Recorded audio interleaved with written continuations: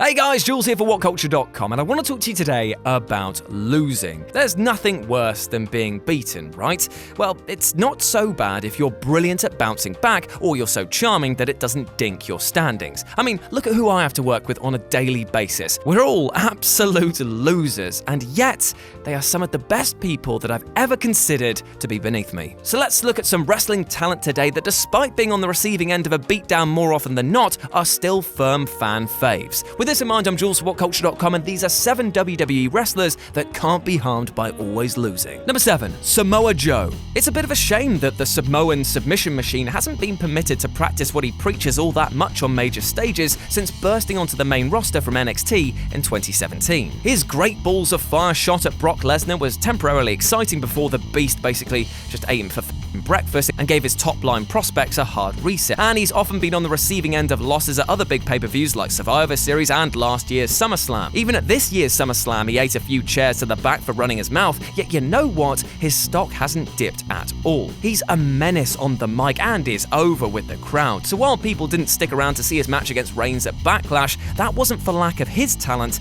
it was actually a protest against the big dog himself. He's a man whose 2-decade tenure in the industry has prepared him to weather any storm. Number 6, The New Day. Yes, I know that they are now the tag team champs once more, and they went undefeated for a record-breaking 483 days, but it's for exactly these reasons why losing can't even touch the team right now. The pancakes, the unicorns, the sheer power of positivity that radiates from these men is unfathomable. And for a long while after their massive championship run, they took defeat right in their booty holes for a long old while. It didn't matter though, because the sheer weight of their support and their lineage will carry them through pretty much anything. It seems like the only thing that will really harm the lads is a breakup, and they make far too much money to be doing that anytime soon. Number 5, Elias. If only Elias was a good professional wrestler, eh?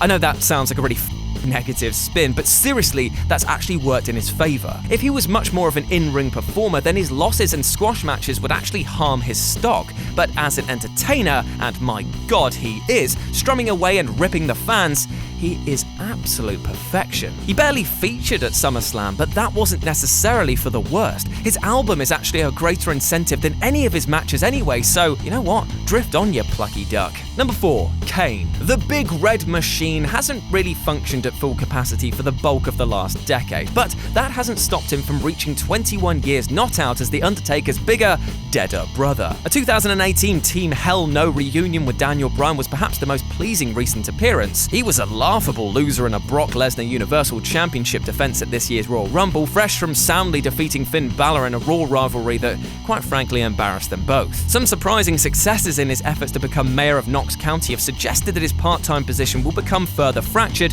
but Kane remains one of Vince McMahon's favorite ever company creations. And though he may lose substantially more than his storyline brother ever did, he'll be protected as if brand new if and when he returns again. Number 3, Alicia Fox. Alicia Fox exists in this bizarre netherworld where it's unduly harsh to criticize her WWE career, yet rather overstating things to suggest that anything beyond her hat collection has been any good. But she deserves credit for clinging on within the company even when exposed to not be able to handle longer matches. However, think about it this way. She's never really been given a chance to shine, but at the same time has been working with the company for 10 years.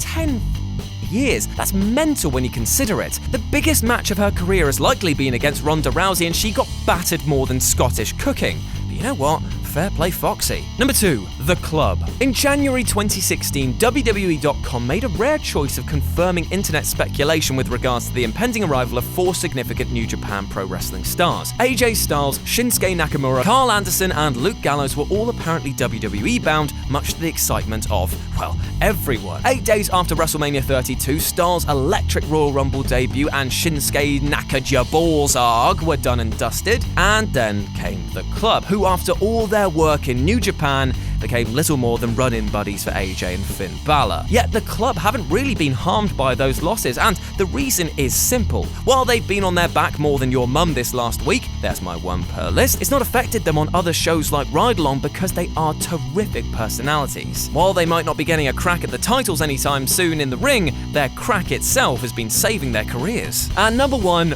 Baron Corbin. The man that stands in front of us today as respectable Corbin might be a long call from the straggly-haired lone wolf persona that we know, but you know what? Absolute credit to the man, because that gimmick, while arguably a lot more fun for him, was absolutely pelted by loss after loss after loss. To bounce back and into such a high-profile gimmick after being so rudely stripped of his Money in the Bank shot and made to look an absolute fool in the process shows clearly that the WWE have a lot of time for him. Very literal time, in fact, as he wrestled a match against Finn that went 20 minutes and 8 seconds on Raw, one of the longest matches on that show for quite some time. You might hate the man inside the waistcoat, but he's gone on to prove that losses do not dictate success in the WWE, and he's still got two of the coolest signature moves in the biz to boot.